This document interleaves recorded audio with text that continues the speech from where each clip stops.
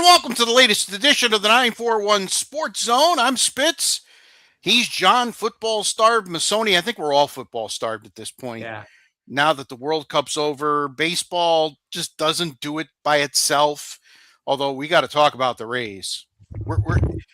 Did you notice on the shot sheet there, sir? We have a magic number. Yes. And you know what? We were just the last sort of, I wouldn't even call it negativity. But the last time you and I were like a little bit nervous about the Rays was right after the All-Star break. And right. Ever since then, it's been hitting. The pitching. Right. Pitching and then, well, I'm talking about hitting on all cylinders, mm-hmm. even with the idea that it was that we had the trade deadline, and they did very well with that as well. So now I think the Rays are becoming more and more cemented into the baseball hierarchy as far as people who have these ideas that the Rays are going to be one of the. I think it's them and the Yankees are the two top teams from the AL at this point, as far as the geniuses in Las Vegas are saying.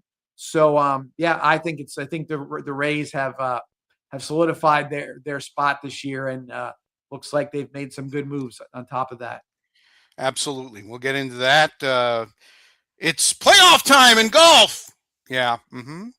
And we'll also, we're going to do college football over-unders. I've selected about 6 or 7 teams from each conference. I think I took 8 from the SEC because there were a couple of interesting ones there. So we'll get into all of that as we move on in episode 51. You know what that means, John? Next week is 1 year. Happy anniversary coming up soon. Yeah, that's right. And next week, we're actually going to start splitting the shows. We're going to have a 30-minute roughly 30 minutes, high school football portion of the program, a kind of a wrap-up and then a preview of the next week. We'll let you know what our game of the week is, and then we'll do a regular 45-minute to an hour podcast covering everything else now that football is ramping up. That basically means football and then sprinkling everything else. Well, we got way ahead of ourselves by announcing the Welland Park Northport Kickoff Classic matchup, but that lent itself to the media day and whatnot. So I think from this point forward, it'll be a little bit more. We won't go that far in advance. It'll be week by week, and I think there's going to be some really. I don't looking at some of the schedules and this and that. I don't think it's going to be a week where we don't have 2 or 3 really good choices as to what's going to be playing out, either from rivalries or district championships or additional district games, I should say. Right. I'm trying to get out of my mouth. And especially with the districts being expanded, because now you have more district games than we've had the last couple of years. Last couple of years we had teams, a district with 3 teams, 2 games. It's really not one team wins, that's it. You're in the playoffs and go back to your other schedule. So this lends itself to a much more crucial games all throughout the season. All right, the 941 Sports Zone presented by our good friends at Carroll GMC. Sales, selection, experience with car buying should be. Who can make you drive with a smile? Carroll can on the beautiful island of Venice. Monty Jacobs and the gang over there will take care of you, I promise. I am a testimonial of that when I was down there. Monty, they did extremely well. A reminder that we're on Facebook. We have been since the beginning. We're on YouTube. And now we're on Twitch. We've been a few weeks on Twitch. So if you want to take in the show live on Twitch, you can go ahead and do so as well. High school football news. I didn't put it on here, but we've got to kind of talk about it, John. It involves directly the Venice Indians. They're searching for another game because it appears, we gave all the pomp and circumstance to Coach Holkey for getting the Booker job and giving him congratulations. Well, I don't know what he's going to be coaching exactly. The week 1 game on the 21st against Venice has been, I guess the word would be canceled, correct? Yes, it's canceled. Yeah, and I think the situation is that they're trying to take this week by week. I would imagine, based on they just didn't throw the whole season in, trying to get things together, trying to figure some things out. I don't know how it works towards district games. I don't know how it works if you're just going to try to go independent, because like a like an emergency situation. You just something had to happen, or they if they don't have enough players or they don't have a team, they're done. They just got to go home and you got to start from scratch. So this is almost this is a death penalty kind of setup, like you would see. You're shutting down a program that was one of the favorites to compete for the 3A state championship, let alone the area district championship. And so you've gone from that pinnacle of success to virtually a non-existent football team. And I don't know how that plays out. It's sad. It's unfortunate. We've talked about all the circumstances leading up to it. I don't think it needed to be like this. No. If you were going to do something, it should have been done a long time ago. And that I will say this: you're probably never going to get one person to say, "Oh, it was my idea or his idea or collectively this idea." But I would, in this case, there should be some retribution or accountability, at the very least, by somebody who made these bad choices. Yeah. No question about it. It was known for a while.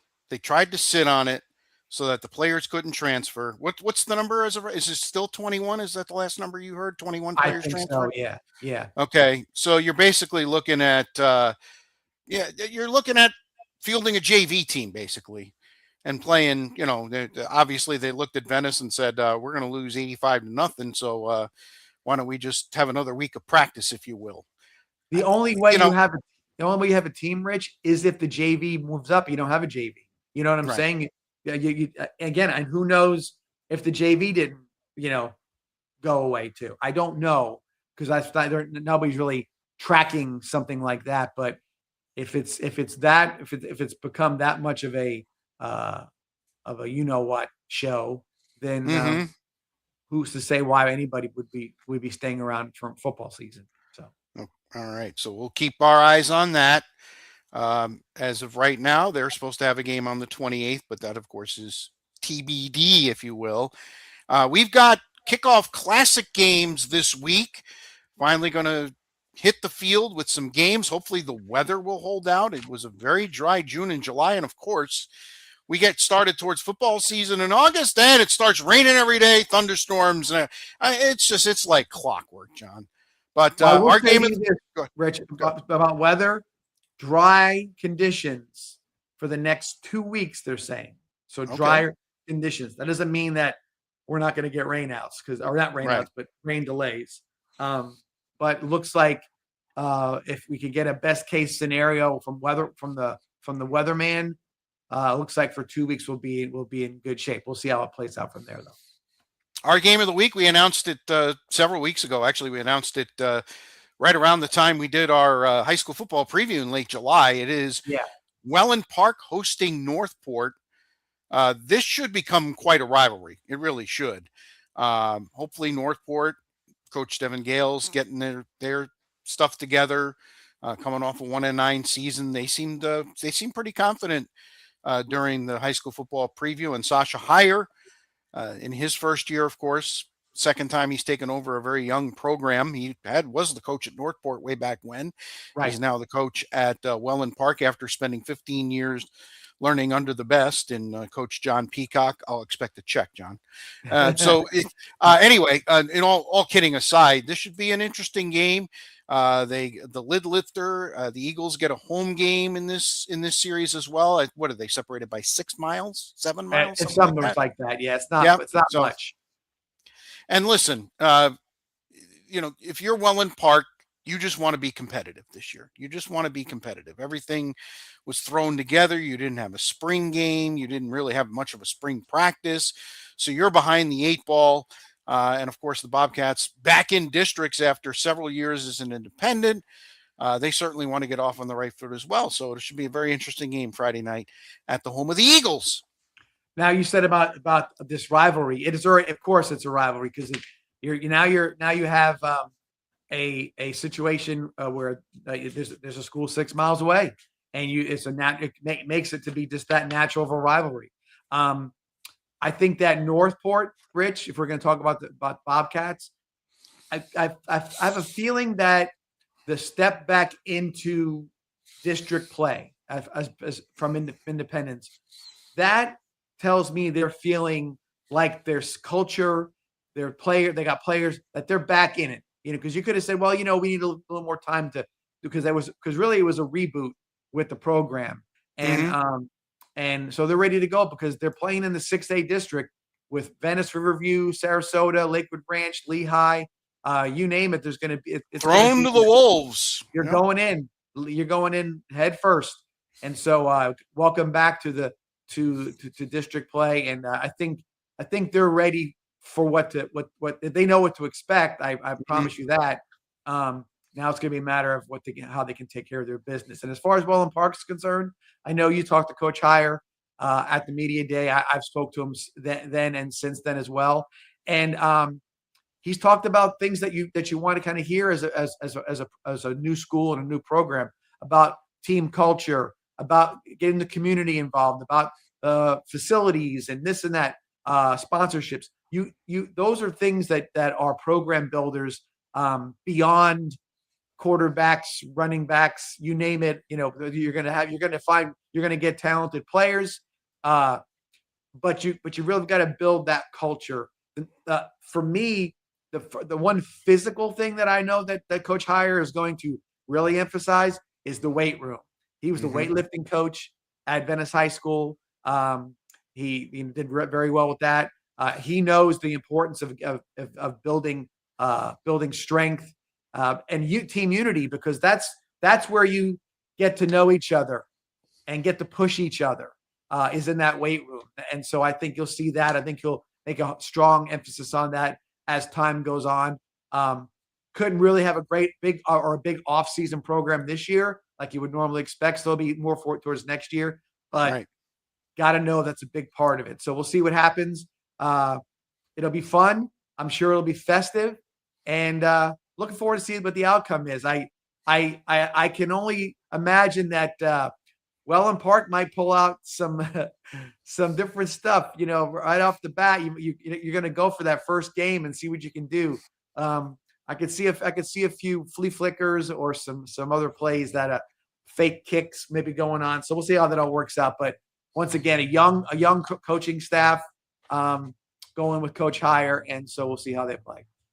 All right, and if I was down there, I'd definitely be heading to Welland Park on Friday night. I think it's going to be a lot of fun. Going to ask a question that's really off the cuff here. Has Vibrant Aspect Media, are they carrying the games for them, or what? No, they've talked about a few things, but it's a very young situation because you're trying to always get volunteers and tie it into whatever media program they have at the school. With the Venice High School broadcast, I'll let you know that we have interns, and they are doing camera work and whatnot. So being able to have a 5-camera show or production comes from the fact that you have interns that are there. So I think that'll build itself at some point in time. I think that it's really what it comes down to, Rich, is trying to find people like you and me who want to sit there and announce the games. And be accountable and be there all the time. That's where you run into a little bit of trying to get it off the ground, because you can buy equipment and have a plan, but it's got to be put together with some folks. So I think that'll come probably next year with a little bit of time to develop that.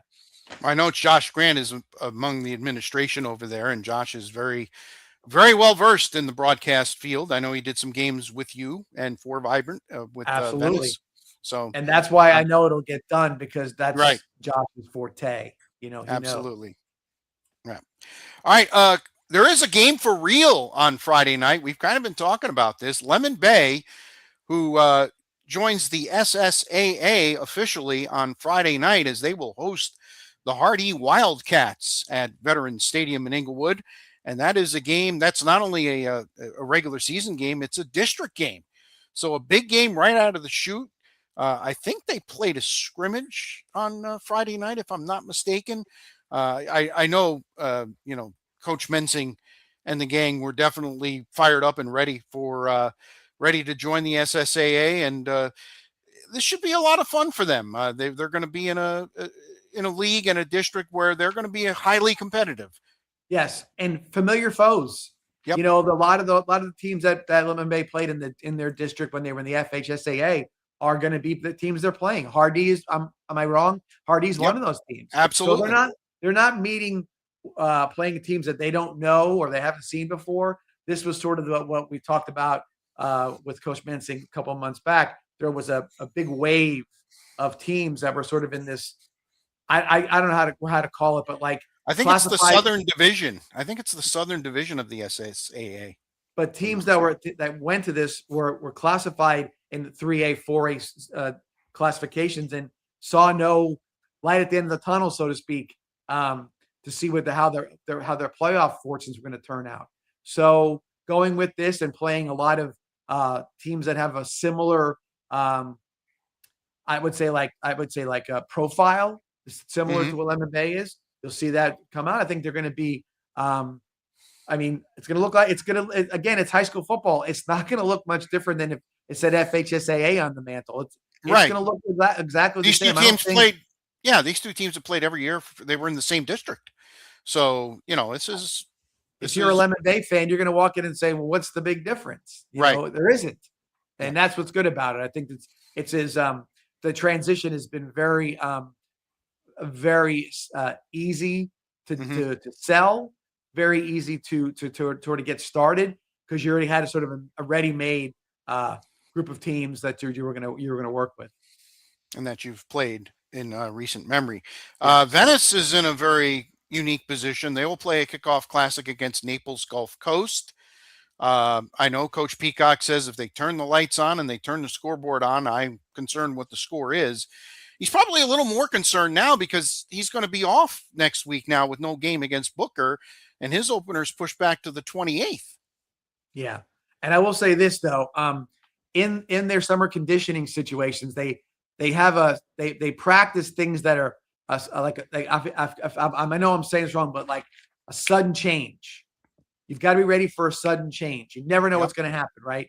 So this is a sudden change. Now, what you've, as a coaching staff, your preparation for what was going to be one heck of a football game against the Booker Tornadoes, yes, which is now an open date, and trying to get a game that's got, you know, again, the schedule is a big deal now for teams like Venice and Cardinal Mooney and Riverview and all the like that have potential aspirations for being in the open division for the playoffs. So I know that they're looking for a game. I've heard, you know, obviously I've heard October, of course, there's an open date in October. So that's going to be something they got to work out. I know that they will end up with a game. Trust me. There's no way they won't. Just a matter of if the game is what they hoped it would be with Booker. Okay. There is one kind of other pretty big game. It was an amazing game last year when Riverview lost at Port Charlotte 50-49 in the kickoff classic. They renew acquaintances up at Riverview with both teams having lofty expectations, whereas last year Port Charlotte thought they were going to be pretty good. Riverview was breaking in a new coach, and as it turned out, it was a bell ringer of things to come. This is a kickoff classic where they're going to keep score, and the score might again be in the very high numbers. Absolutely. I know we're still in the week 0 of the schedule, but what a game! I'm looking. I think with Coach Christiani, I've known him for a long time. His energy, his ability to motivate young men, he's got all that. You know, he's got that in. You can't imagine how much he's got that locked in. Playing a team like Port Charlotte is a great test for his team early on, and similarly for Port Charlotte, he knows you're going to get a tough-minded, well-coached team from Riverview with tons of talent as well. So we may know something about both these teams after week 0, because I will tell you this, Rich, I've been saying for the last couple of years that Port Charlotte is going to make a run. I've always talked about you need quarterback and coach. You need all the different things to make a great team. The one thing they lacked going into last year was experience. Hmm. Okay. And they The got it big experience, time. the experience of playing against certain teams and having to take a couple lumps and to know what it takes to get over the hump. Um, you you know, Port Charlotte, you're not in a metropolis where you can find players and reload and do different things like that. You're gonna you can maintain a great amount of excellence, but that final goal, that state championship, requires all these different ingredients to get there. And I really believe that Port Charlotte has all those boxes checked. And I think that they are ready to get to that final spot, which is the state championship and winning the state championship. I think they have the pieces to do it, the coach with the experience. Man, I think if they could lock in a field advantage in their region, I think which I think is very, very possible. Right. I think you'll see them advancing to the state finals. Well, they were the 2 seed last year. They had to go to Jesuit. They looked all but dead late in that game. They made a miraculous comeback. And then they had a lead going into the fourth quarter at Orlando Jones. I mean, that's saying that's a well-established program. I know they didn't close the deal and they were disappointed, but I guarantee you they learned from it. And I agree with you, John. I think they're a threat. Think of the two teams you just mentioned and the Mhm. games that they played. Yep. And having those experiences, right? Because that's what you need. You have to learn that. Logan Flaherty, he learned. Okay, what did he learn, right? Receiver Pearl, he learned. Yeah. Everybody learned something, and so you're like, okay, I remember that game. Remember that when that happened. How do we win this one, and how do we lose this one? You look at those different things, and you say to yourself, okay, we got there. Now we belong. And there's a lot to that. There's a lot to believing that you belong. When you establish yourself, it could sometimes it takes 6, 7, 8, 10 years, whatever it takes. Once you establish yourself and the culture of the program is about that, it's not about a 5-5 record. It's not about winning the local game. While they all matter, now you're looking at things and you start to have expectations and a mindset that's got you going in those directions. And I think they're fully in that mode right now. Well, that offense is going to be deadly. Bruce Blandon back for his senior year at running back gives him a great running. You talked about the Flaherty to Pearl connection, both kids. And I love the fact, okay, and this is something you and I are going to have to talk about down the road. I love the fact that both kids committed already. You know what? They can have fun. They don't have to worry about visits during the season or anything like that. They're done. They know where they're going next year. And I think that is huge, not only for themselves, but for the program. And I think that's going to be great. I'm sure we're going to hear something about Bruce Blandon before too long. He's got several offers out there as well. But the running back, wide receiver, quarterback combo they have, man, they are going to put up some serious points. When Blandon came into the media day, did you think he was a 4-star middle linebacker? That kid is a tough runner. And those are the things I'm going to pull away from the Riverview game. I want to see how many yards Blandon comes up. I want to see those things. Because I know what Riverview is going to bring. I know it. And I know what Port Charlotte has. Well, I don't know what happens when they do this. You know what I mean? So we'll see what happens when they get together. Super excited about that one. That's going to be fun to see the outcome. And I wouldn't, depending on the outcome, both coaches are good friends of the 941 Sports Zone. So I have no problem. Yes, they are. Either to coach up after the game and get an idea what happened. No question about it. I would think it's going to be a little different from last year, only in the fact that I think both teams know they're good this year. And I wouldn't be really surprised if the starters play more than a half. Because what do they have to prove? No, you're right. But, one thing I'll say to that is that sometimes the emotion of the situation get a hold of you. I think if it's close, I think there'll be some play into the third quarter for sure. Okay. I think if there's a 2-touchdown difference heading into the second half or something like that, you might see a pullback by some of the coaches. But nonetheless, it's still that first 2 quarters are going to be something to watch. They'll be fun. All right, those are just some of the games that are coming up. Do you have any others you want to Well, highlight? kind of a rivalry as well. You've got Braden River taking on Lakewood Ranch.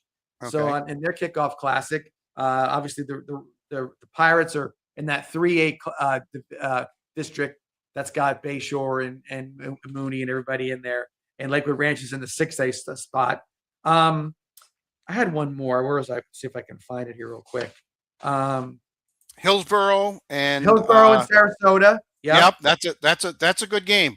Hillsboro's a very well-respected program up in Hillsboro County, and Sarasota wants to be on the top echelon of their district, and for them to do so, I think they got to show well Friday night at home against Hillsboro. I think it's an opportunity for sure. And another one too, I did point out, I put a little star next to it, is Palmetto versus Lake Gibson, because Lake Gibson has been a perennial power out of Polk County, and they've had some big time recruits. So a good way to get started for Palmetto as well, taking on Lake Gibson. So looking again, some good kickoff classics, and looking forward to seeing how everybody comes out of that. All right, we're going to keep with the football. The Hall of Fame induction ceremonies were Saturday in Canton, Ohio. Quite the class, in my opinion. Quarterback Drew Brees, wide receiver Larry Fitzgerald. I almost toyed with putting Larry at the top of the dais. He was just tremendous. Played his entire career at Arizona. I love that. Yes. Okay, he could have ran. Arizona a lot of the years was a meddling team, if you will, a middling team, and they did get to the Super Bowl, and Larry nearly won it at Tampa, by the way, and in Raymond James Stadium against the Steelers back in 2009. His 66-yard touchdown catch with under 3 minutes to go looked like it was going to be the winning score before future Hall of Famer Ben Roethlisberger hit Santonio Holmes in the corner of the end zone, and one of the most incredible catches when you consider the pressure, the time of the game, what it meant. Tremendous throw and catch there, but Larry Fitzgerald, and he paid homage to his dad, who was a tremendous writer in the Minneapolis-St. Paul area. Yeah. There were a couple times I didn't watch all of everybody's speeches, but I watched snippets of his. That right there is a man. He is a man. He's following in his dad's footsteps. He paid homage to him big time because he's only passed away in the last year. And I thought I was going to lose it when he said, "Listen, I'm the father of your grandchildren that you wanted me to be." I was like, "Wow, that's some powerful stuff." Yeah, and if you know, I get to go to the desert out in Phoenix every year, and they love Larry Fitzgerald. He is. I don't know if there's a guy that has held that lofty of a opinion from the fan base right through retirement, right through everything else. Carried himself like a true winner. And he did everything but win a championship. He was consistent. There are some wide receivers you look at and you say, "Wow, what made him special?" He was a great route runner in college. You knew he was good. There wasn't a doubt how good he was going to be. And then character side of it makes it even better. And he had as much speed as he needed to have. The testimony to that was in the Super Bowl when he broke away from everybody on a slant and got them to lead with 2 minutes left in the game. So, he's definitely a guy that is a Hall of Famer in every sense of the word. By the way, I know you listened to Dan Patrick as I do. I'll openly admit it. Did you hear his story of how he ended up at Pitt? No. The last time he was on. Okay, so they're on a recruiting trail. They're going to Penn State. They close the interstate because of flooding. So they make a detour and head to Pitt. And had a visit. And the next day they were going to head out to State College. And Pitt offered him right there and said, "Come play with us. We're gonna make you an offer." And that's how he ended up at Pitt. He wasn't even going to be. He wasn't recruited by Pitt. He wasn't. No thoughts of going to Pitt. But because of Mother Nature, He Right. ended up at Pitt and being one of the best. And there's a college program, and we'll talk about over-unders later.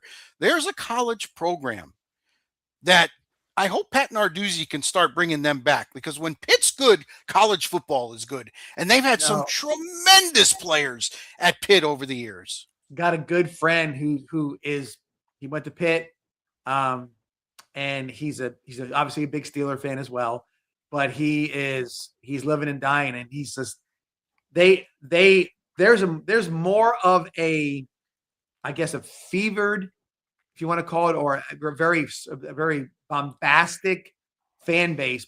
Pitt Panthers. And they hate Penn State, and they sure as heck hate West Virginia. And those two rivalries are solid. Growing up, late 70s, early 80s, Pitt was there. They were always in the mix. Tony Dorsett, Independent Hugh Green. They played everybody. Dorsett, Hugh Green, Dan Marino. Go on and on and on and on and on. The big offensive tackle, was it Freilich? I think, yeah, I believe you're right. So they had dudes all over the place, and they were fun to watch. And because you'd say, like, and the Penn State game and the West Virginia game, backyard brawl. Yeah, I'm glad that's back. By the way, I'm glad that's back. And those are the games. That's the real deal. By the way, Rich, I was just kind of looking at something as you were talking before about Larry Fitzgerald, but ironically, there's a few other guys on this thing that only played for one team. Luke Kuechly. Yes. Carolina. And his career was cut short a little bit by injury. Did Roger Craig ever play anywhere else for the 49ers? Yeah, I want to say he played for the Raiders. Did he go for a year or so? Okay. I think so. That's what I wasn't sure of.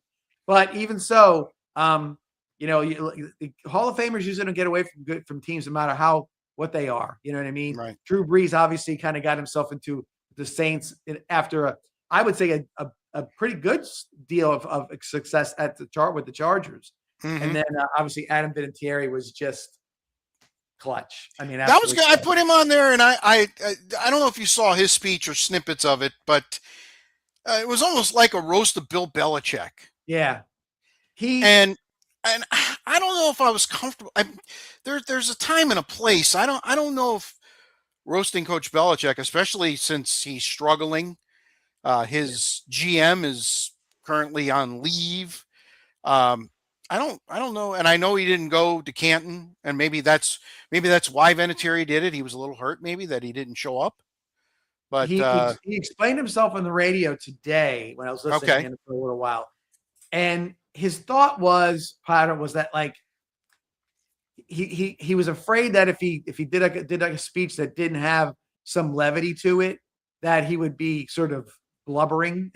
It'd be kind of hard to do whatever. And he just thought that if I'm going to get up there and do something, I'll try to, entertain. He goes, but everybody that I kind of gave a little dig to was people that I care about. Right. They were all people that I truly, I mentioned them because I cared about them, and I just did it in a manner that was a little bit more, like I said, like a roast in some cases. But now, the McAfee line was on the edge, but that might have been the one especially for him. I mean, for Vinatieri to say that to McAfee, that was great, because McAfee's nothing but those kind of jokes. So that was kind of good. But he was a tremendous kicker. He did say that the one kick that he's most proud of is the one in the snow. It's the tough 45 yards in those conditions. Pretty incredible. One. Yeah, it's the one. So nonetheless, another great kicker, another great player altogether. So good class, I would say. I can't argue with any one of them not being in there. That's for sure. Yeah, it was kind of sad to see Roger Craig on video telling everybody he's got dementia and he couldn't make it out there. I thought that was that's the side of football that the NFL doesn't want you to see, and it was front and center during one of their biggest days of the year. So it'd be interesting to see how that goes. They've kind of just been quiet and let it pass, if you will. Well, Rich, we could do 2 hours on concussion protocols and what protection of the players. But I will tell you this, I'd be interested to see, 10 years down the road, if we see less and less of the CTE stuff because of the helmets being better, the hits being sort of taken out of the game in some situations. I don't think you can get away from all of it. The helmets have gotten better. You can now wear the big kazoo thing on top of the helmet. I love that kazoo. Yeah, so you can have that thing on there as well. Yep. But that being the case, it's going to be because the Roger Craigs of the world, it was still, highlight reels where guys getting blindsided and getting concussed and you name it. Yeah. So we'll see if whatever they're doing now can kind of lower that down a little bit for some of these players that are playing now. Yeah. And there's, the players that didn't make it came close this year.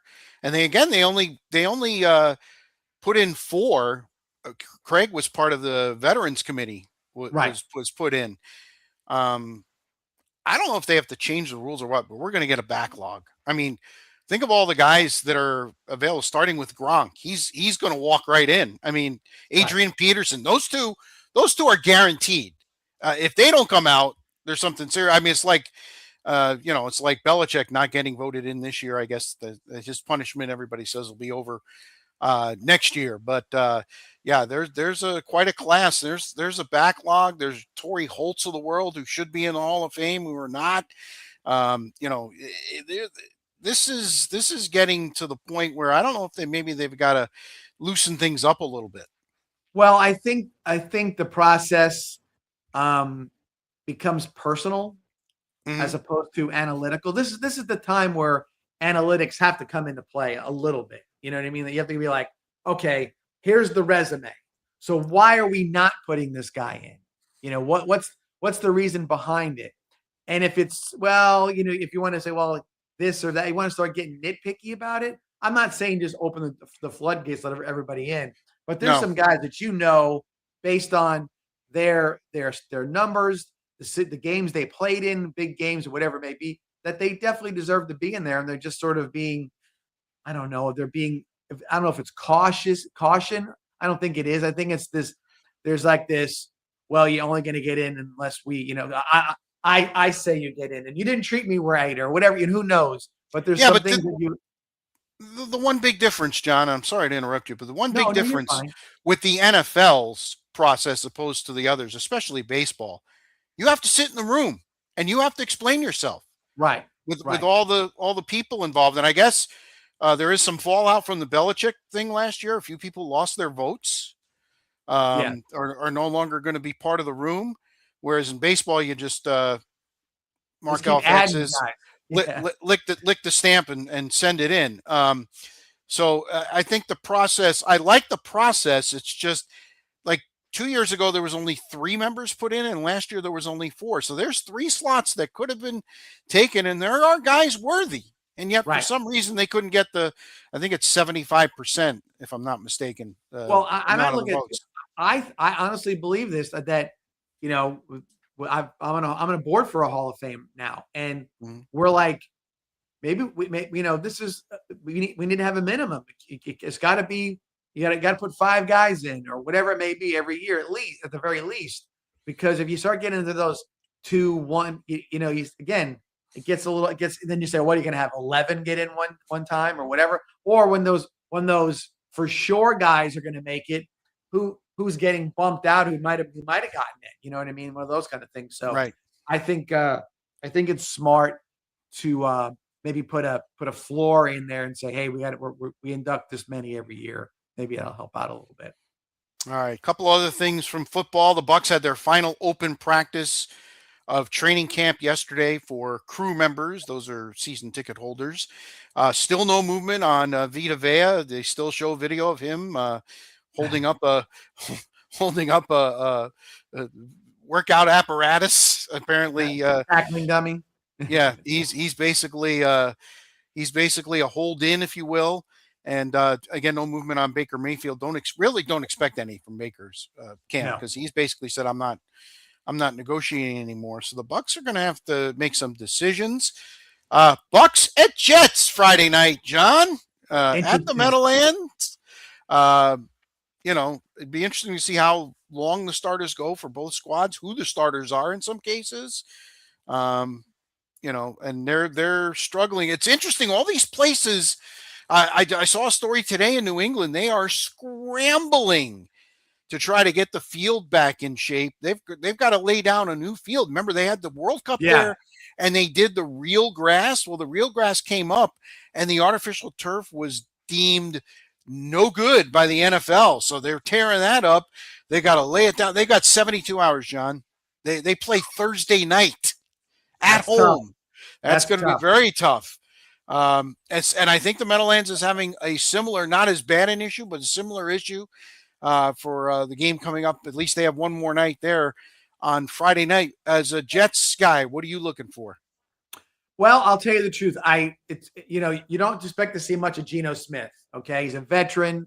He knows his way around things.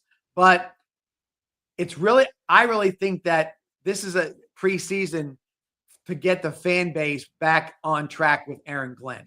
Yes. So you got to say, I think Aaron Glenn's gonna, and maybe even management are say like, hey, you know what? We need to win a couple of these preseason games. We do not need that negativity, that black cloud coming over our heads. Because honestly, Rich, the Dolphins should be absolute garbage this year. Right. And they're fine with it. They make no bones about it. They this is just how they tank in the NFL. Look what the Dolphins did. Mm-hmm. The Patriots and the Bills are playoff caliber teams. But I don't know. The Josh Allen thing. I'm starting to hear a lot of other people say the same thing on the radio. What has he done? He hasn't won anything, and this is his last chance. Oh, this is when now he's married and he's got a kid and he's kind of changed a little bit. Right. Yeah, things are a little different. So and the Patriots, Mike Vrabel. Okay, I'm sorry. That kind of stuff that comes out in the offseason, it's got to have some effect on preparation, on where your head is. There's a lot going on there. And I'm sorry, I hate to say it, but that story ain't going away. Nope. I promise you that sometime in mid-season, somebody's going to say, did you see what happened now?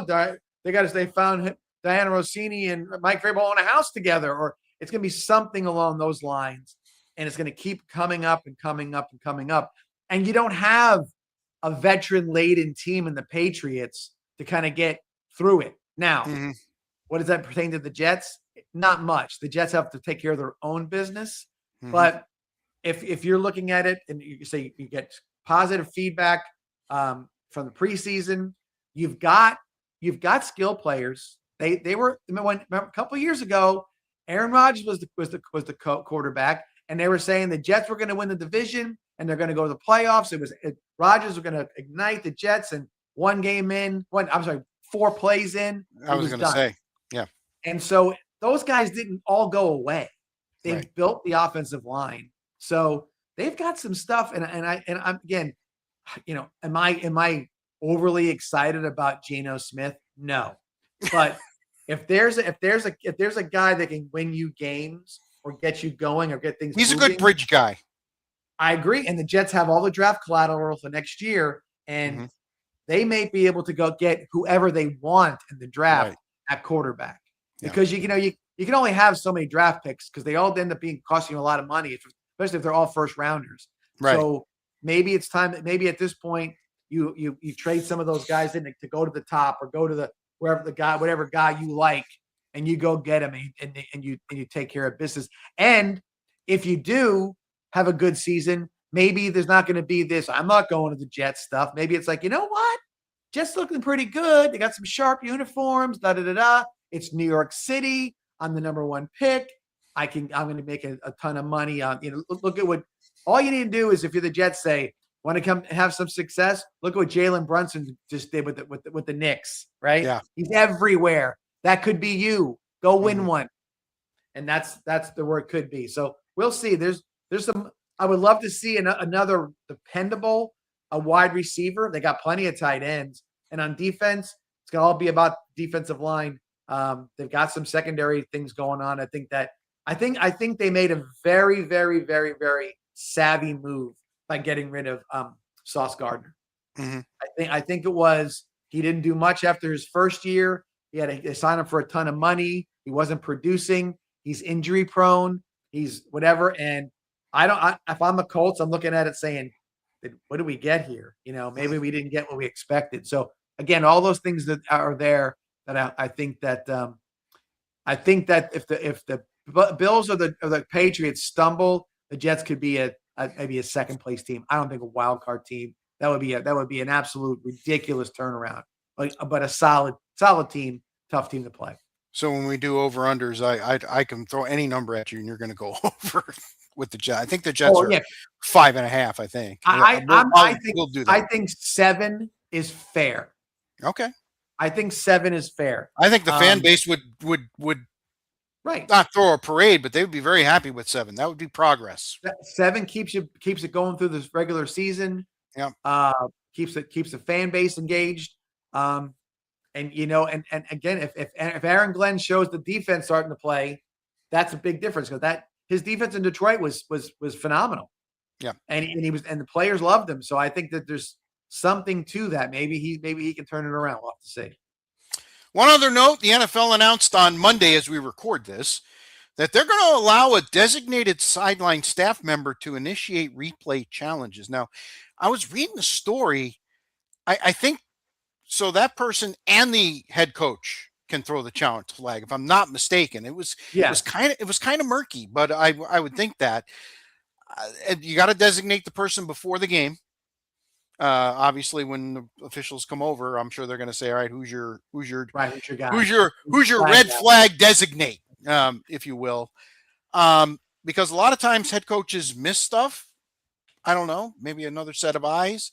Yeah. But what happens when that assistant coach throws that challenge flag and the head coach is like, no, and it doesn't work out, and I could see this becoming a little murky. Well, I can tell you this. What I think is going to happen is that guy's going to have a headset to another guy who's going to be the one actually making the decisions. The flunky throwing the flag is just going to be the guy throwing the flag. The flunky. What can he see that a guy up in the press box wouldn't be able to see? And I think what happens is, honestly, Rich, and I love football coaches. They don't think like us in a lot of cases, right? So when they look at these, they know that there's going to be it looks like the flag needs to come out. If all he's doing up there in the press box is looking at it from the right perspective, I'd rather have that guy making the call than the head coach in a lot of cases. Because that guy's going to look at time of the game, the situation where it's at, field position, you name it. That's all he's going to be looking at. And you say to yourself, well, why would you pay a guy to do that? Those are crucial situations that you're throwing those flags on in. Right. There's going to be a team strategy on it. I don't have a problem with this. It's going to be interesting to see how it plays out. But I don't think the flag guy is going to be making the choices. I think there's going to be somebody up top making those choices. All right. So there's a designated on the field to throw the flag, but there's actually going to be a designated in the press box. And that kind of makes sense. All right. The 941 Sports Zone presented by the good folks at Carroll GMC, by Monty Jacobs and the gang. Who can make you drive with a smile? Carroll can. They've got sales. They've got some selection. I was looking over the vehicles the other day when we were at our high school football preview. Experience with car buying should be, and they're on the beautiful island of Venice, Carroll GMC. All right. The moment I've been waiting for. I'm as gambling guy on this podcast, even though I'm still 2 games behind you, John. College football over-unders. NFL over-unders we'll do next week or the week after, but definitely time for college football. We are fast approaching the start of the season as we record this. I believe there's 19 days to week 0. Can you believe that? Yeah. 19 days. 19 Under days. 20 days. Yeah. And we're going to have real college football. So I thought it would be a good thing for you and I to discuss a few over-unders, give our opinions. I didn't go through everybody, but I went through teams that I thought were interesting. I saw over-unders and went, that's an interesting number. A lot of the top teams, from the big conferences, some things really stood out to me, and we'll get to those here in just a second. Let's start with the in-state teams, and we'll start with your Florida Gators. The over-under is 7.5. It's a great number. It's a perfect You number. think so? Because we've all said that, all the guys that I go to the games with and whatnot, we'd live with 7. We'd live with 7. We would be happy to see 7. You're in a bowl game at that point. 7 successful. 8 would be great. Really good. Right. 8 would be great. And it sounds funny because it's only one extra game, but you if you go down the schedule, there's teams you're going to look at. You're like, okay, you got Texas, you got Georgia, all right, you've got Ole Miss. So I think the first 2 games. Listen, you beat Texas last year. That's going to be tough. But it's Georgia, at Texas, right? Yeah, it's at Texas this time. You went 2 years ago. Yeah, last year it was at the Swamp. So you've actually been to the last 2 Texas games. But the games you brought up right there, Ole Miss is a big game, in my opinion. Right. Auburn, which comes up week 3, right, is a huge game at to Auburn. To get to what I think is the number. 8's the number. I'm in the over camp. As a matter of fact, I'm in the over camp enough that I'll probably throw a few shekels at it. I think Florida is going to be good this year. I think they're going to be 8-4 at the least. If they can get to 9, which I know is asking a lot, but if they've got talent. This team is not devoid of talent. Right. If they can get to 9, this might be the year where 9-3 gets you into the playoff. I think they've got a fringe shot. And I'm a Florida State fan saying this, by the way. I don't know if you can see this, but right in the corner of this piece of paper, it says Auburn in Florida. Okay. Yep. Because of just that. Yep. So similar situations, new coaches. Yep. You've been. I'm gonna do one quick offshoot before I get to the 8 wins thing. Yeah. I think that there was talk about the Big Ten being dominant right now. Okay, top end heavy, maybe more also than anything else. But I will tell you this: the failures of Florida, Florida State, and Auburn have made the Big Ten better. Yep. Now, mind you, people say, "What are you, crazy?" No. And I don't care if Woody Hayes came in on Santa's sled 20 years ago, 25 years ago, no one's going to Ohio State over Florida or Florida State or Auburn. Okay. Florida's failures, Florida State's failures, and Auburn's failures have had guys fleeing the South to go play up in Ohio State. I've seen it, locally. Why do you want to go to Ohio State? It's 4 degrees in Thanksgiving or whatever. Why do you want to go there for when you could be at Florida or Florida State? Well, they suck, and I want to be a number 1 draft pick, and nobody's going to watch me there. That's the Big Ten got better because certain teams in the SEC that recruited the Southeast very well have been crappy. Okay. Yes. So with that, John Summerall has come in right off the bat. The best thing he did in all off season was keeping his good players from leaving to go in the portal. And a lot of them did that. He sold them on it. He's got the situation going their way. So yes, I'm an 8-win guy for Florida. I think it's 8 wins for sure. The only thing that can happen to Florida is if somehow or another they lose all their quarterbacks or something along, because 1 and 2 are not really 1 and 2. They're 1A and 1B, which means you have none. But in the same token, it also means if one guy isn't playing well, you can put somebody else in there. I think in college it's not nearly as bad as it is in the NFL. I don't. No, you're right. I think carrying 2 quarterbacks in college is not what it's like in the NFL with the negative connotation. Right. And you play the first couple of weeks. You got 2 very winnable games. It's basically a job audition to see who starts for Auburn. Right. It is. And 2 goalish and I'm drawing a blank. Summerall. Yeah. 2 decent coaches. Gonna be a fun game to watch for sure.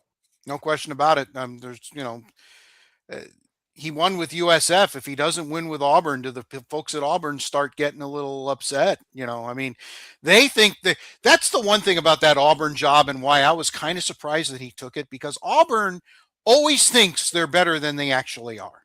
Does that make sense to you, John? No, because it's the idea that Alabama's the giant, it's this giant red wave that takes over, and they're always like, oh, we're going to show you, we're going to show you, we're going to show you, and then they sort of they don't have sustained success. Right. They get flashes or whatever. They don't have sustained success, and unfortunately, I hate to say it, but I'm not so sure that Auburn is a destination spot for coaches. Right. Because what's the biggest name you've ever seen, or a big name guy coach at Auburn? Was it Pat Dye? Pat Dye, I think. Well, again, even that goes way back to the 80s. Yeah. You got Tommy Tuberville. He's a senator now. I mean, did he make a big push? He was a Miami. He was the fourth or fifth guy in Miami staff that got a head coaching job. He wasn't the one guy off there you wanted to have. A couple guys. I mean, Gene Chizik wins one, but was he really that guy? Obviously, that was Cam Newton. That was the Cam Newton show. Yeah, and then you had what's his face, the coach that was Malzahn. Yeah, Gus. Yeah, the Gus bus, which by the way is parked these days. So yeah. Anyway, no doubt. All right, let's move it along. Miami is 10.5. And that's another one I think I'm going to throw. Yes, I'm going to throw some shekels on. So in order for Miami, for you to collect that, they're going to be 11-1. They play Notre Dame. Notre Dame's going to be ready for that. The game's in South Bend. It's late in the season. Okay. The Miami kids don't like going up there. They play all the ACC hard teams, Louisville, SMU, So I think Miami's an under. I think that's kind of a number that was borne out from last year. And by the way, it was an under last year. They were 10-2. Yeah, right. It's definitely under. Yeah, the new quarterback. They got players. Don't get me wrong, but it's you can't lose all that on the defensive line and then all of a sudden replace it. And I'll ask you this. How if that number was there and they were playing in the SEC, would you even think that would be the number? No. Well, I'm gonna listen. We'll get to the SEC. Okay. Yeah. That number would never be there. Okay, because you're gonna hear some numbers that are gonna be like, really? That's it? Kind of thing. So, anyway, all right. Florida State 5.5. Under. Wow. I think if it's under, we got a new coach. But they can win 5. And but I don't know if they can win more than 5. So that means they're going to go 3-7 against the real teams. Wow. Yeah. That would be the end. And listen, if they're gonna win 6, I'd rather them win 5 and make a change. Right. Because six is just so meh. They'll find an excuse not to do the buyout because they don't have the money. Blah blah blah. As a Florida State fan, that 6 is a terrible number. Name me one player that you're excited about that's on Florida. The kid, the receiver, Robinson. Okay. I like him. I love him. But after that, you're right. There's nothing. You're absolutely right. He's done an absolutely terrible job of recruiting. He's done some portal stuff, but he's been a terrible recruiter. Terrible. USF in the AAC, they're the only team that is 8.5. There's a bunch of 7.5s, some 6.5s. USF is 8.5. They got some of their tough games on the road. Okay. I think that's a very good number for them. I think I'm going to say over. You're going to go over. Okay. I'm hoping over, but I don't know. Again, Brian Hartline, I think, is going to be a heck of a coach. They have a huge hole at quarterback. Yes. The fact that he went to Auburn with the head coach, just that's tough. That's going to be tough. And UCF is 5.5. Which basically means, do they go bowling or don't they go bowling?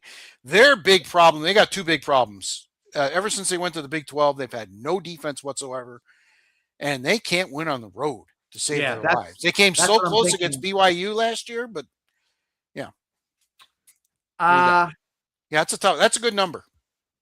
I'm I'm gonna going to say say over over. also. No, I'm gonna say okay. over. Yeah, All right. over. Yeah, I think they win 6. Yeah, I think their ceiling is maybe 7. but that's not gonna make that fan base happy. I know No, that not for at all. sure. Not at all. Not after national championships and all that. Right. Anyway, okay. All right, SEC. SEC. No double-digit over-unders. The two biggest, Texas and Georgia, both 9.5. Let's take Texas first. They get Ohio State at home. They don't play. Texas and Georgia don't play in the regular season this year. I think that's a crime. They're Yeah. arguably the two best teams in the league. So they both get a break. And that's why I think they're both overs, to be honest with you. I think Texas and Georgia are both going to be overs. They both have quarterbacks coming back. I know you're not a big Arch fan. He played well in the second half of the year, and I think he's going to be much more comfortable coming out. I know you're not a Gunnar Stockton guy either. Well, I will tell you this. I like what I'm seeing out of Arch. I think the family has kind of rallied around him and said, "You'll be fine. You have the talent, whatever it may be." My problem with Texas is Sarkisian. Really? Okay. Wow. I'm just not 100% sold on him being the guy in a pressure situation. You know what I mean? I don't see. I'll tell you this: if you told me right now, make a choice, Steve Sarkisian or Mike Elko, I'll take Elko. Yeah. So A&M's got a better coach than Texas does. Yeah, they did more with less. No, they did more with less last year. Their quarterback So I'll is say very mid. Georgia over, Texas under. Wow. If Texas is under, then Sarkisian could be in trouble. He could be in trouble because. But I mean, under at 9, it could be, you lose a game late, you're in the playoffs. I don't know. Well, I don't know. You did 9 last year, didn't make it. Now I know a lot of people think 9's going to make it this year. But the fan base is not, with all the money they're spending. They've outspent Ohio State. Okay. The fans expect, and the guy I was going to have on, my buddy Robert Garcia, who unfortunately is ill and he can't join us. The buzz in Austin is SEC championship or bust. Well, and I understand it because they're looking at Arch. But, the thing is, this is like, when Peyton was at Tennessee, okay, no doubt how good Peyton was. He couldn't win, right? He couldn't win he bumped his head on didn't win a lot of championships. No, he didn't. Who was his coach? Phil Fulmer. Phil Fulmer. Yeah, Phil Fulmer. Is Phil Fulmer going to be a Hall of Famer? We used to, as a Florida fan, we loved that they used to have this big cutout of face of Phil Fulmer with his face was like this or whatever it was. I'm like, that's what he feels like in his head. I just don't see him that getting over the hump. You know what I mean? I don't see it. Okay. So we'll see. What was big Steve Spurrier's big line about Tennessee? You can't spell citrus. Can't spell citrus without UT. Yeah. I love that. God, the old ball coach. All right. Then there's the 8.5s. There are 3 of them. Alabama, who was a 10.5 last year and came in way under. Ole Miss is 8.5. And Texas A&M is 8.5. And you talked about Mike Elko. Reed's back at quarterback. Did he get any better throwing the football? That's the big question. Yeah. So let's. Are any of those? To me, Texas A&M's an over. Alabama and Ole Miss are unders. I'm gonna. You said Texas A&M is an over. Texas A&M is going to win at least 9. Yes. Okay. But I think Alabama. Alabama's definitely and Ole an Miss. under. Definitely. Alabama's definitely an under. Hold on. Wait a minute. Hold on. It's Paul Feinbaum on line 2. Oh yeah. No, listen, I'm not a Kalen DeBoer guy either. I don't. Yeah, I know you are. And everybody's like, well, there's a big showdown at quarterback. Well, you're coming into another year with a new quarterback, and I don't know. I know Alabama's got talent, but I just don't know if they're threatening to anybody anymore. Sometimes that mystique wears off and everybody's Yep. like, we can beat them. So I like Alabama under. Based on last year's A&M team, they got to be over. And Ole Miss, 8.5. Ole Miss, A full year without Lane. I'll say over. Okay. All right. Fair enough. I think So they're we 9. disagree on that. I think they're Okay. 9. Okay. All right. Oklahoma and Tennessee are both 7.5. Very strong opinions on both. I think Tennessee's an under, and I think Oklahoma has a chance to be in the SEC championship game. I think 7.5 is way undervalued, especially if Mateer is healthy. Remember when he was playing well early in the year before he got hurt, they were a really good football team. Yeah. You know what's happening with Oklahoma? I hate to say this, but for as big of a program as they were, they're falling into the Nebraska abyss. Okay. Nebraska went to the Big Ten and thought, here we are, we're in Nebraska. And now like they get the 5:30 start on the Big Ten network. They're not getting, you know what I mean? And that's where Oklahoma's landing a lot, in some of these cases. And I think Oklahoma over, and I think Tennessee under as well. Okay. I'm not. Nothing about Tennessee makes me think they're going to be great. Auburn 6.5. It's one of the reasons I like Florida. The Auburn fans, by the way, are 6.5. You kidding? They're emptying their bank accounts, thinking that Auburn's going to be over. And I like Golesh as a coach. I think he's a very good coach. I just don't know if the talent's there. No, I really don't. And they play on the wrong side of the conference. Yeah, they got to play LSU, Alabama, Texas A&M. Yeah, I could run through it. Yep. They're under. And Vandy 5.5. So everybody says they're going to go back. They're going to go back to being Vandy. I don't think so. I think I agree. I think they're over because I think that him coming back as the coach was a big deal. Yes, really big deal. Now look, he might win 7 games for the next 2 years in a row and say, I better get out of here quick, because I'm never going to get a job if I don't. But I think that Auburn's a 4 or 5 win team with Golesh. I don't see it. Wow. I don't see it turning around. Unless I overread or underreading what Brown can do at quarterback. Man, he showed some signs of being really good, but at a conference, not in the SEC. And now with a line that's going to get beat up by everybody on that side of on that western side of everything. So yeah, no, I'm not an Auburn guy, but I do think Vandy will win at least 6 games. All right, Big Ten. We got a couple of 10.5s there. Ohio State's not one of them. That's stunned me. You know why? Stunned. That's not the Big Ten. That's because they're playing Texas. They got them losing to Texas. Well, they've got Indiana in the regular season, I do believe. Obviously, they got the game with Michigan. We'll get to them in a second. So the 2 teams that are 10.5 are Indiana and Oregon. Indiana and Oregon, 10.5. I will say Oregon under. Yep. Indiana under. Yep. Ohio State over. Yeah. 9.5. And listen, if you find it at 9.5, you're going to have to lay like $1.80. You're going to have to lay some serious vig. But I feel confident. I mean, listen, they've got the best. Smith, the wide receiver, is probably the best player in the game. They got Sand back at quarterback, right? Candidate last year. Yes. Yeah, and he's going to only get better. Did they look? Who's Indiana's quarterback?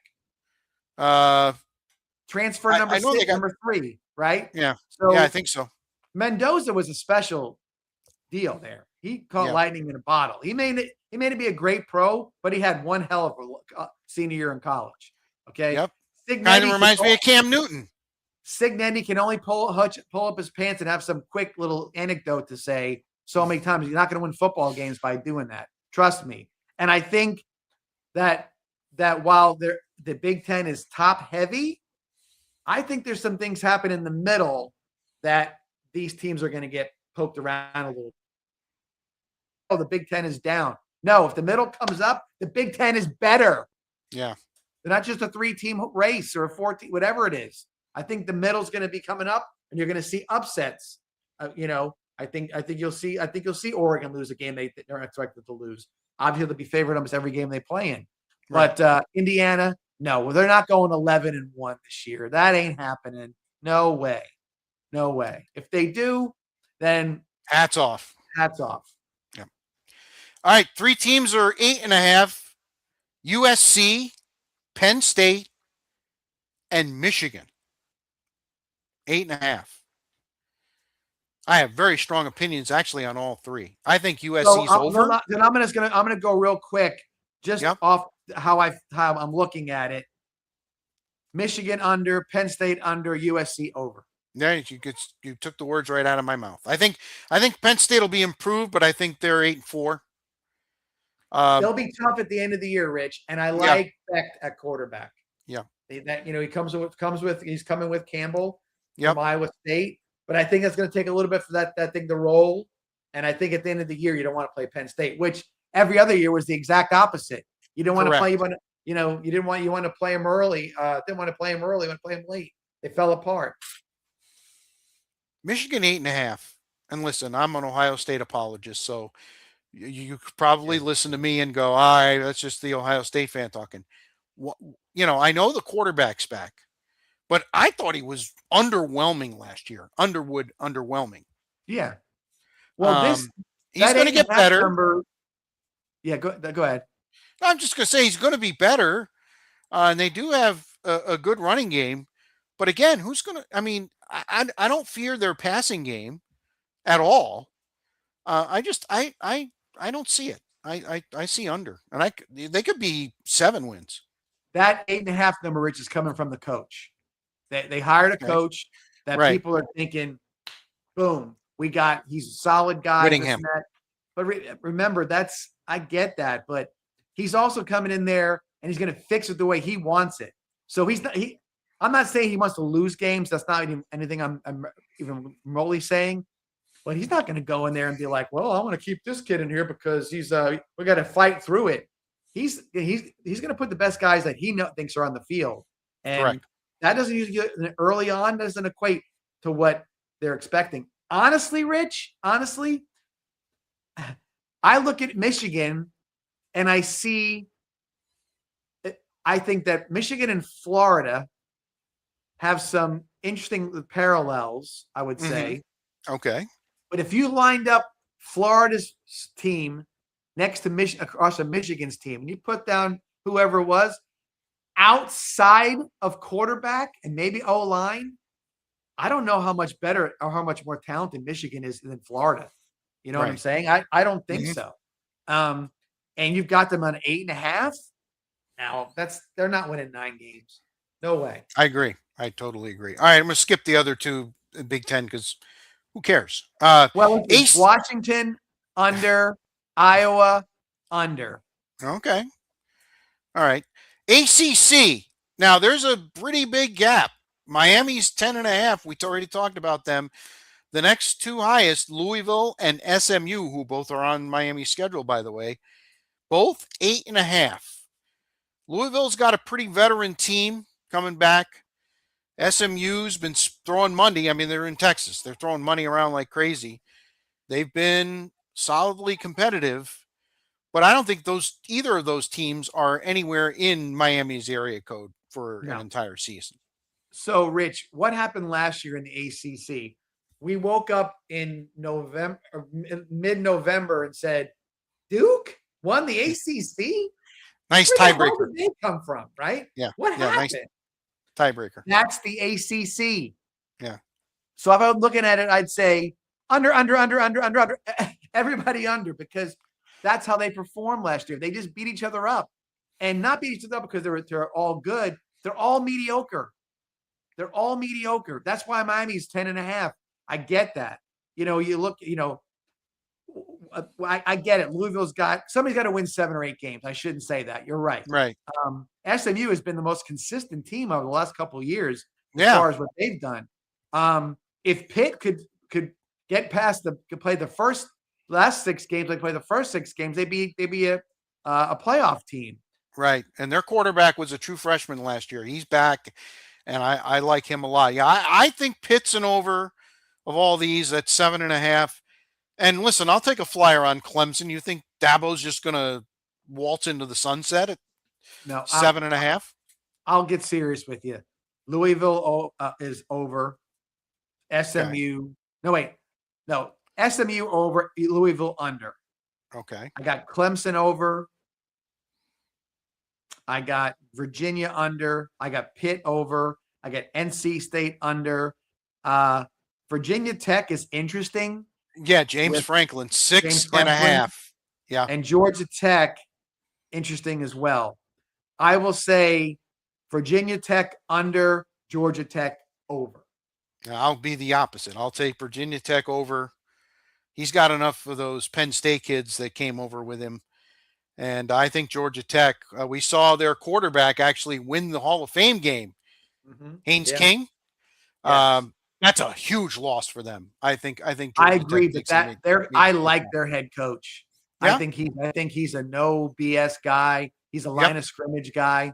I like his style. Georgia Tech's the team that you say to yourself, how do we just lose to those guys? And they're not winning games by 20 points. They're winning at the end of the game on a field goal. Close games, 4th and 1 or something like that. All right. Big 12, Texas Tech is a big number, 10.5. A lot of people think it's them and BYU. Houston is kind of lurking. Utah is always, really good. So actually, these numbers in the Big 12 are kind of high. Texas Tech, 10.5. Let's start with Texas Tech. Under. So under. So you think they're 10-2? Well, listen, I think there's a lot of weird stuff happening at Texas Tech. Yeah, starting with who's quarterback, right? Right, and they got a quarterback situation. It's got a little gungy feel to it. They lost a lot of good players last year. I know they got portal money again, but that was a lot of really good players that came their way. So definitely under on Texas Tech. BYU 8.5. I think they're going to be over. Yep. What's his name? Bear, the quarterback, number 47. Yes, back for sophomore series. Yes, I agree. I like him. I think he's a difference maker. They're going to be fun to watch too. Houston, I don't know. I'll say under. Yeah, they're a veteran team. A lot of people are hanging their hat on that. Well, I don't know much about Houston, and I'm always looking at Utah because Utah always does something well. They're always there. They're always tough. Yeah, but I don't like the 8.5 is a really tough one. I think they're both. Maybe you know what? I'm going to put them down both as under. Okay. Houston and Utah. Maybe I think they're 8. I think they're 8-win teams. 8 wins. Okay. All right. Couple of others that were interesting. Oklahoma State, who was the dregs of society. Mike Gundy got fired. They apparently went out and spent a ton of money to the point where they're 6.5. Yeah. So they're going to go from the dregs of society to winning 7 games? No. They're going to win 6 or 5. Okay. I don't see it. And Colorado. Yeah. The bloom is off the rose with Dion. They just 4.5. 4.5. I don't. I'm going to say over because I think that they can win 5 games. I could maybe see that. But if they're anything under 4, they're 4 and under. I don't think that Dion's around very much longer. His health is no good. It's I don't know how much he likes the cold weather, but it's pretty damn cold in Boulder early in the year. I don't know how a guy like him is going to recruit. Look, Travis Hunter and his son were easy recruits. They've been basically they're his kids, right? You know what I mean, so to speak. And his son the other son played safety, and it was kind of cool to go to Colorado because even back when Dion first got there, He was recruiting people in Sarasota County. Oh, Yep. I went out with Dion. It was great. I'm going to Colorado. And then their parents are like, no, you're not. You're not going to Colorado. So I think there's a lot of that. No, you're not going to Colorado. And I don't know how much they're going to recruit. I think, you know what, Rich? I've said it before. I thought that in the right place with his personality and his ability to sort of be like he's got a bit of a charisma, kind of leadership charisma. I thought that he could have done well at Florida State. Yeah, and maybe recruiting, but Colorado's a tough play for him as far as I'm concerned. and it's interesting to me. I want to see if they get rid of Norvell, if they make a play for Dion, if for nothing else, to get some excitement back in the program. Why not? And tell the guy, and listen, Dion shouldn't be in much need for money, right? No. You got to pay him. I understand that, but you got to say, come save us, Dion. Come resurrect the situation. Because here's why. Right now, Miami's kind of got this swagger to them. They're kind of they do. They're back. They got the South Florida thing going. But I don't look at Mario Cristobal and say, like, he doesn't remind me of a guy that's going to blow my doors off on a recruiting visit. Okay. I think John Summerall is the guy, like I'm sitting right now on the edge of his seat, looking at you saying, we're going to win some football games. He's going to be that guy. And you're going to want to, you're going to love your run coach. Through a wall. Right. And I think he's going to be, and I think that when he comes in the room, he's selling you, but he's not selling you a line of, you know what, he's selling you the real deal. You're going to come work. We're going to go do this. Dion can slide in and be like, it's Dion. What do you say? You know what I mean? Prime time. Here we go. And I think he can out slick Cristobal down in Miami for recruits. And I think there's going to be guys that are players that are going to say, I get it, coach, but what you're saying to me seems a little bit scary. I think I want to go play for Coach Dion because he sounds like it's a little more fun over in Tallahassee. I'm just saying it. I think that's possible based on the approach that he's done over the last couple of years. I just think Colorado's a tough place to win and out of his element. And he came in with flash as opposed to substance, and it didn't really pay off. It didn't pay off in the long run for him. Yeah. Plus, he got sick, so that was a problem too. Sure, absolutely. I think under on Colorado. By the way, I think they're a 3-win team. I can see that. When you point to a game in September against Colorado State as a big game, that's a problem. Yeah, and Colorado State plays them tough every single time. Yes, they do, even when they were good.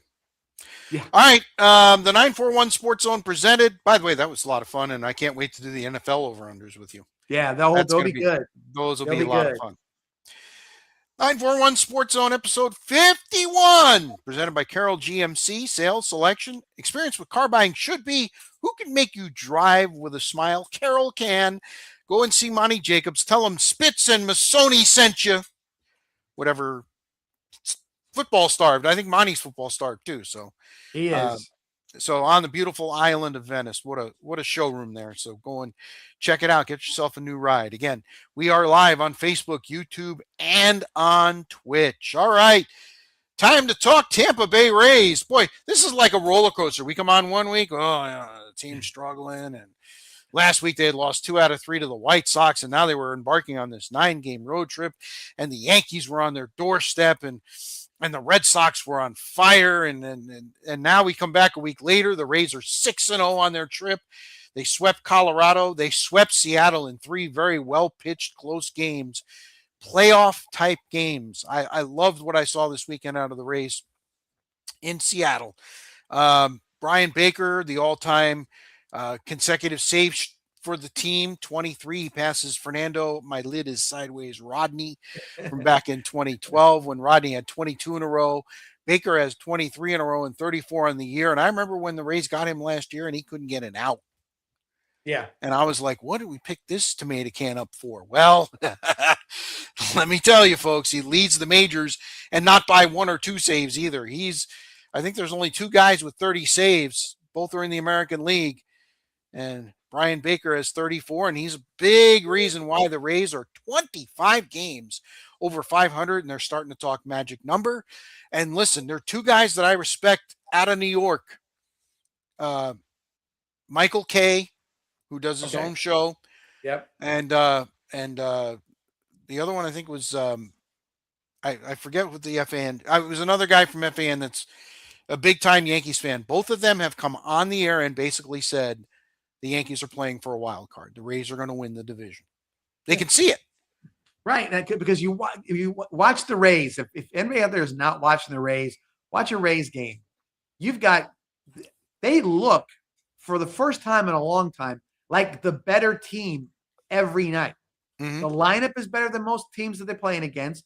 The pitching is solid. They got a closer. This is not like the Rays come on TV and you're watching. You're like, this is legit. This is not a streaky thing. This is you really expect legit. Them to win as opposed to hope they win. You get up. It'd be a game. It's they're down 2-1. Two guys get on base, and whoever the sixth hitter on the lineup was coming, you're like, well, that's it. No one's getting a hit on the last 6, 7, 8, and 9. They're not getting a hit. We got to go back to the top of the lineup. Now everybody hits. Everybody makes plays, and they swing the bat differently. And I don't know if this is it's whatever, but it always seemed like the Rays were like just very stiff and predictable in a lot of situations. I'm watching. They got athletes on that team. Yep, man. They got sure guys do. who can swing the bat, who can field. Hicks looks like a pretty darn good pickup from the Marlins. Yeah, because lots of clutch hits already. Absolutely. And I think there's a lot of pieces in place for Kevin Cash that he can really play with his lineup. He can get guys in there with hot bats and a DH or move people around. I just like the team. It's really a Rays team, but with just a better players across the board. Agreed. They look to start or to continue the win streak at Sacramento on Monday night. Peralta, who had a rough first start, but the Rays picked him up by scoring 2 in the ninth and winning in extra innings in his start in Colorado. I don't expect much tonight either, to be truthfully honest with you. That's a bandbox that they play in. Give the pitching coach Kyle Snyder a couple of weeks to straighten out what Peralta was all messed up in New York. Sure. when he pitched for the Mets.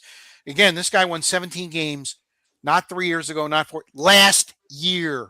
Right. He didn't just forget how to pitch. Right. So don't.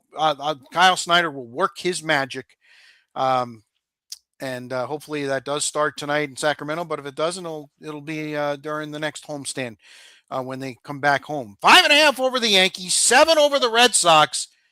That thud you heard might be the Red Sox falling back down to earth after they killed the A's in game 1, and I saw all kinds of fans posting stuff. Oh my God, we're playing a minor league team. You dropped the last 2 games of the series to the A's, and now all of a sudden there's a sickness going through the Red Sox. Like, give me a break, will you please? Now, and listen, the sustainability of the percentage that they were winning at is not possible. This is not going to happen. And this is not who the Red Sox are. I think they were more like the beginning of the year. This is the anomaly. This is not the norm. I think you'll see the Red Sox go back, and it'll be a great second half of the year, no matter whatever happens. They just had a great run, but it's all going to kind of come back to them, and it's going to be here's the deal: that they're nothing to lose after All-Star break, and let's say all of a sudden you look around like, hey, we got to win this series to get back in the wild card race or whatever. That's a different pressure to play under. I think that'll affect them as well. Water eventually finds its level. Yep. So I think that's so 5.5 over the Yankees, 7 over the Red Sox. Magic numbers 39. Yes, 39. I'm tempting the gods by starting magic numbers this early, but you know what? I'm the Rays are going to win the division. Yeah, the Rays are going to win the division. They're going to be the best team in the American League, and you're going to have to go through Tropicana Field, which, by the way, they're 41-18 at home. Okay. Look, and now they're with this winning streak. They're now 30-28 on the road. Remember, we were bemoaning the fact that they weren't winning on the road. Now all of a sudden they're over 500 on the road. Hello. look, they go out west and they're winning games and games. You can get a little lazy in Colorado and Sacramento and whatever. And so, and the Mariners they were a great team last year. They're just having an off year right now, but they're capable of a lot as well. So Yep. now they're going out there and they're winning games. They come back home. I just think you're right. I think that's the case. You're gonna see the Rays go like, oh, they got a 5-game lead over the Yankees, and it's gonna do this. It's not gonna go way high or way low. I think it's gonna kind of monitor itself, and I think you'll see them settle in on that. One thing I did hear, which is a little bit of it doesn't make you feel great, but Rays win with the best record in the league means they got to probably play the Yankees in the playoffs in the second round. Well, if the yeah. Yankees get by whoever they have to play. Right. And again, they've got the injuries. Does Judge come back? Does Stanton come back? It looks like Stanton's actually going to come back before Judge. Yeah. That's and what they said. The question is, does Bellinger come back before Judge? And when does Judge come back? I don't know if he swears he's coming back, but what is he going to have 2 weeks before the playoffs start to get a swing right? Yeah, that's what I mean. If he's not in the lineup by next week, he's going to have a long time. Not going to be easy to get back into shape. That's for sure. And he's not even doing baseball activities right now. So it ain't going to be next week. It's September at the very, very earliest. All right. The other team I want to talk about is the Dodgers, who have all of a sudden hit the skids, losing 8 of 10. They're still well in front in the West. I think they lead Arizona by 7 or 8 games, but they're not going to lose the division. But now they're behind Milwaukee and Atlanta. Yeah. So they're currently the 3rd team, which means they would have to play in the wild card round, an extra round of playoffs. And with all the injuries they've had, that makes things kind of problematic. They're not the cinch that everybody thought they were even 2 or 3 weeks ago. Only thing that worries me is that they just have if they got those 5 guys in the starting rotation and they can get them all, at least 4 of them up to speed. Yeah, that's a tough deal. But that's a big if right now. Right. Well, you're right. It's definitely a big if. Milwaukee, I mean, they got a little swagger going on right now. They sure do. So and they did nothing at the trade deadline. And everybody was bemoaning the fact they didn't do anything at the trade deadline. Well, they looked at themselves and said, "We're good enough. We don't need to go mortgage the future." At the very least, it makes it fun in the NL playoffs because after that point, you're thinking, well, we just got to watch the Dodgers kind of blow their way through this. And now at least it makes it somewhat more of an interesting scenario playing out for the NL playoffs. All right, golf FedEx Cup begins this week. Woohoo! Liv finished their year, and apparently they've got enough funding to have another year, which I think is kind of interesting. The question is, what happens in 2 years when the PGA goes to this split format? St. Jude Classic in Memphis, top 70 going. Yeah. Any excitement at all? No, not at all. I like the course. It was always a part of the regular tour. And the word is, John, let me stop you. The word is it's going away. Yeah. Really? This has like been a staple forever. And St. Jude, I mean, that's big money raising there too. So that makes me sad. It does. So with that, while you're still probably going to turn it on Saturday or Sunday afternoon, depending on what's going on, because you're going to see who's hey, is Scotty hot or whatever, because most of the guys are going to be playing. I don't think Rory's playing still because you don't have to. Right. But it's going to get I think by the next one it'll be everybody who's who is going to be there. Well, it goes 70, 50, 30, right? 70 this week, 50 for the tournament in St. Louis, I believe. Yeah, 50 and then the final tournament in Atlanta is 30, top 30. So I don't know, Rich. It's again, if this was a regular PGA Tour stop, I'd watch it. There's no doubt about it, I would watch it. It's just the idea that this sort of like it's the pace of this playoff really isn't really exciting, so to speak. Mm-hmm. Guys are not. There's no real jockeying for position. It's just the bottom 5 or 6 guys that'll be moving back and forth. that kind of thing. So we'll see. I don't think it's going to grab a lot of attention. It'll get enough. And I think everybody's just waiting for the last one, which would be the one in Georgia where they kind of have the tour championship. Over at Eastlake. Yep. Yep. All right. Locks of the week. Are we going to release? I'm going to go. I got to, there's right. enough to go. Enough to bite on this stuff. Okay, go for it. I was going to go high school, but I'm like, I don't want to do that right off the bat. Well, you piqued me a little bit when we brought up the Jets and the Bucks. Mm-hmm. I know it's stupid to pick a preseason game, but I think I'm doing it because of what I said. Aaron Glenn needs to win a football game as quick as possible. So I'm picking the Jets. Whatever the number is, I'm sure the Bucks should be favored or whatever it may be. Oh, no. I'll look right now on my FanDuel account just for you to tell you what the number is. All right, let's see. NFL. All right, this is tremendous podcasting right here. All right, let's see. Lions, Bengals, Dolphins, Commanders.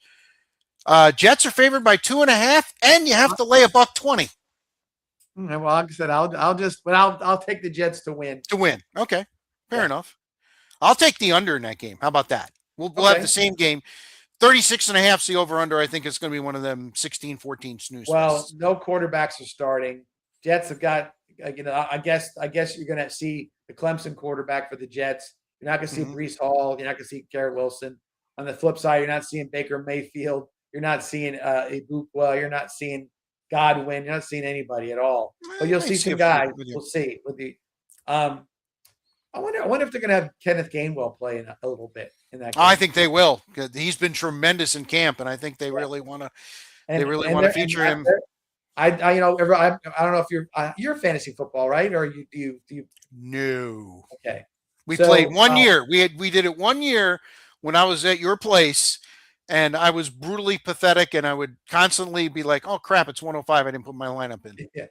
So a lot of people are saying that Bucky Irving is not to be taken earlier than you think he does because Kenneth Gainwell is going to get a lot more touches and catches and whatnot. So it's going to be interesting to see how that looks. And both defenses, I want to see both defenses, but I will take the Jets.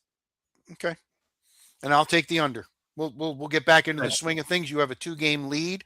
Question is, do we want to get to the 1 year next year and clean the slate, declare you a champion and start over, or do we want to just keep going? Let's think about it. Let me think about that. Yep. Yeah, think about that. Let's think about that. Yeah. All right. Think about that. All right. So it's time now for what's bugging me. You want to lead off? You want me to go? You can go. Go ahead. You'll go switch it up a little. You go first. All right. The thing that's bugging me is I'm going to go high school. I'm going to go the Booker situation. Yeah. I know I've used it one other time, John, but again, I think the kids have been exploited to the point. And you know what? Here's the thing: the adults tried to control things, and it blew up right in their face.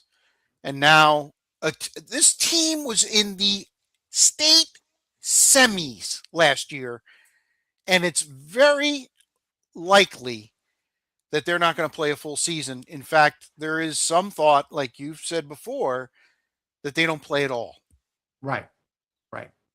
And the adults in the room were not the adults in the room. And it bugs me that these kids have to suffer. Now, the 21 that got out of there, they're going to be all right. But the rest, and trust me, they had a huge squad. The rest, it's unfortunate. I feel really bad for them because they're just a victim of circumstance. And it bugs me. And it bugs me that Sarasota County in their sports. Let me just finish and I'll jump in. That the AD and everybody's just trying to keep this hush hush. Nothing's really going on. Just the only time something gets bubbled up is if a reporter such as Emma Moon or Xavier brings things up, and then they try to again sweep it right under the rug. I think it's crap. I do. Total crap. Well, what I was going to comment on is that is the thing. Who's going to be get the accountability? Because It's not. There's nobody. There's no media that's going to knock on the door and get them off there and get them to talk about it, whatever. Right. It's going to be parents, and unfortunately, they're going to try to squash this and say whatever. I want to know who made the decision to do what they did. What adult, and it can't be the coach because he got fired. Okay, who decided to play the cards the way they played them? Because you can't tell me that you thought something different was going to happen. You can't tell me your motives weren't to keep kids stationary in their spot. Yep. So for me, I want accountability. I don't know if you're ever going to get it, and and because it's sports, and they're gonna be like, well, we got bigger things to worry about. They're very good. They're very good at figuring out how to stifle the situation and try to move on to the next thing.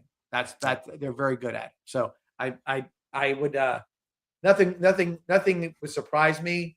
Although what happened to Booker was very surprising. But as far as a response, I'm not surprised by this lack of response. All right, you're up. All right, so I'm going back to golf, and I was sort of downplaying the whole Memphis this week and everything else because the damn live won't go away. All right.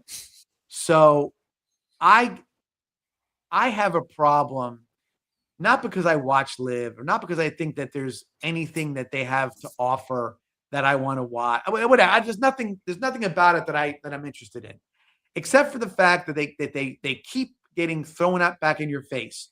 They were done. Piff walked away from them. The Saudis are out, and blah, blah, blah. What do you know? They have a mystery person who is going to fund the tour for a year. Who the hell would sponsor that or pay for that? What do you pay? Did Bryson DeChambeau talk some guy, multi-million billionaire guy to say, hey man, I'm about to lose my paycheck. Can you come on over and we'll play rock music on the 16th hole? It's team golf. Have you seen it? It's great. No, it's not great. It's terrible. Sometimes when you get so frustrated with something, I'm like, you know what? I'm going to watch this. It's in New York. Let me see. Right. Rich. Well, it was in New Jersey, actually. Yeah. How come everything in New Jersey is I don't know. I think talk it's New York, stupid. but go ahead. Right. Anyway, go ahead. So listen, there's two guys left to duke it out to win the championship, that whatever. Joaquin Neiman and Harold Varner the third. Harold Varner They're going for it. Yeah. And a couple of guys, but Lee Westwood made a good shot. David Faraday said on the broadcast, he says, well, he goes, people at home must have been watching, and now they're coming out to watch them play here because they're coming to see some good golf. You mean to tell me that somebody in New York City said, hey, let's drive to New Jersey or whatever it may be, and let's go see what's going on at Live? There were 19 people around the green. Okay, there's nobody there, and he's noticing two people walked up. Hey, people are showing up. Could you imagine saying that you think that people are walk up? It's a walk up deal. Oh my God, who the hell would sponsor this? Who would be a part of it? I don't know. There's nothing to offer.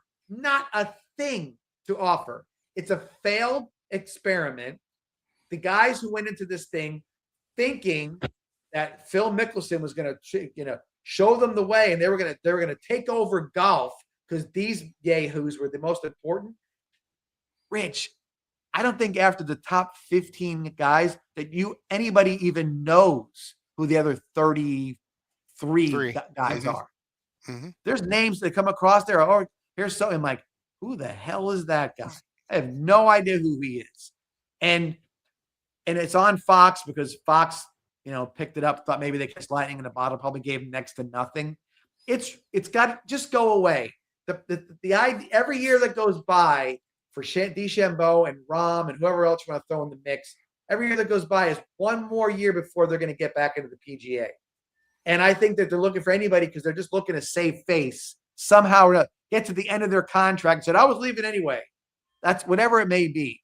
And if DeChambeau thinks that he's going to get more hits on his YouTube page because he's at Live, then go for it, dude. Because your performance in the majors shows me exactly where you are with your game. Yeah. And where is that? It's nowhere.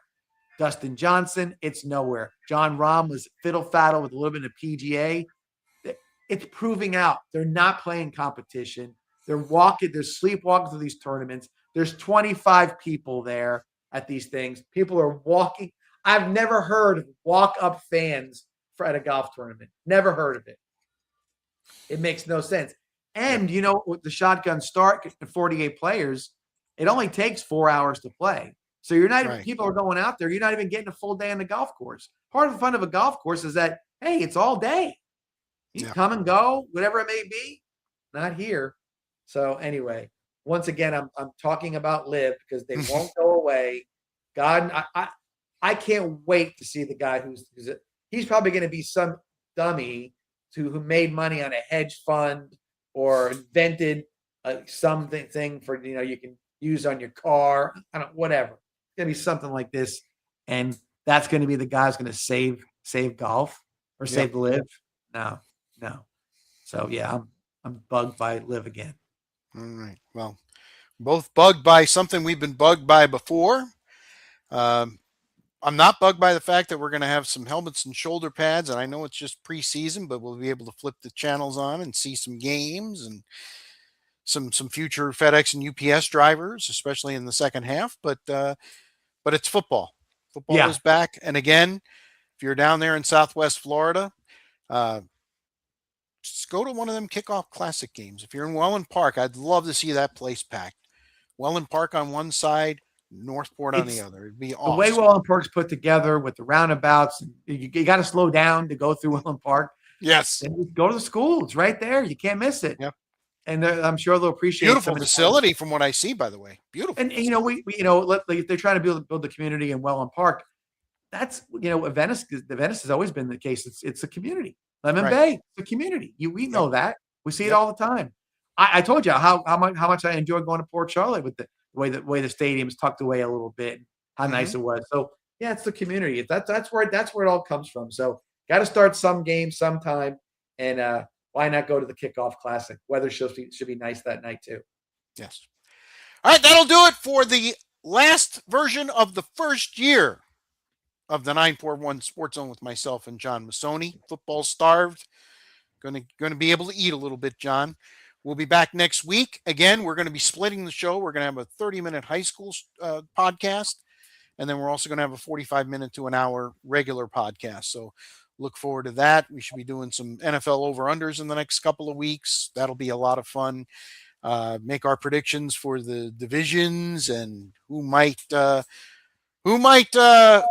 take the trophy on Valentine's Day this year.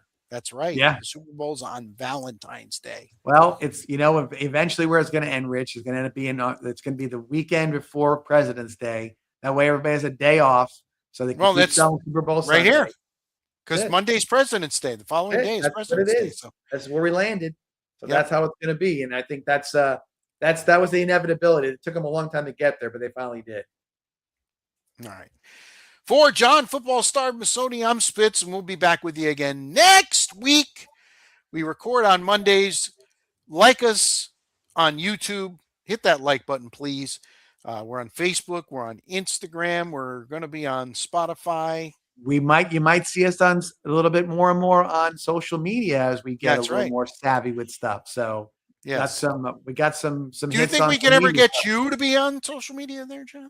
Yes. Well, that's what I'm waiting for somebody to say here. All right. All right. Till next Monday, guys. So long.